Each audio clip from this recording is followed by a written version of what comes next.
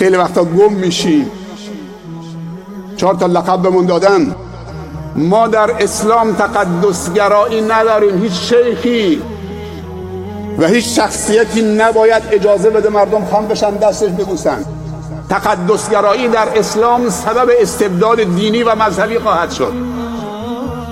احترام و حرمت و محبت یه چیز دیگه است، اما خم شدن، دست بوسیدن،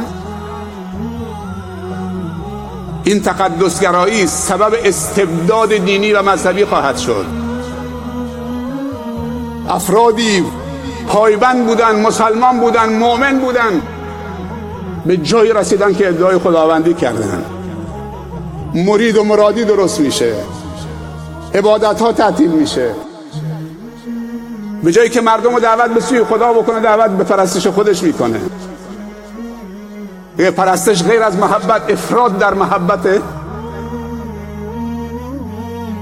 همدیگه رو دوست بداریم، با همدیگه مصافحه بکنیم، همدیگه رو تو آغوش بکشیم، مشکلی نداره. اما خم بشن بندگان خدا دستش ببوسن، هر کسی باشه. تقدسگرایی در اسلام سبب استبداد دینی و مذهبی خواهد شد. چقدر این خدایان ساختگی، پیرای طریقت و این مریدای بدبخت دین و ایمان ازشون گرفتن، به جایی که خدا رو راضی بکنن همینجور میلرزن جلو شیخاشون، جلو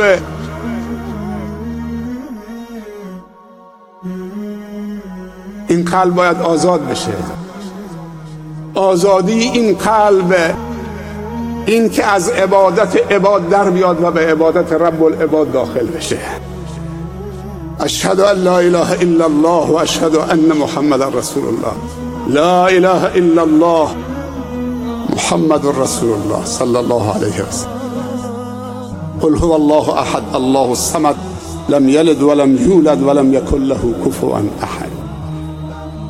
میخوای دلت بزرگ بشه؟ الم نشرح لك صدرک. قرآن دل انسانو بزرگ میکنه. الا بذکر الله تطمئن القلوب. ایمان، عقیده و توحید، صبور بودن، اونم به خاطر خدا. یا تو این وادی قدم مگذار یا وقتی گذاشتید صبور باش، کارهای بزرگ انجام بده. من خیلی وقت پیش آمدم اینجا، این روستا، من خاطرات زیادی دارم. داماد بنده و خواهرزاده بنده ناخدا نظر که دوست حاج حسن و سلمان و دیگر، چند سال اینجا بوده با لنچ صیادیش، مثل برادر خودشون اینجا پذیرفتنش.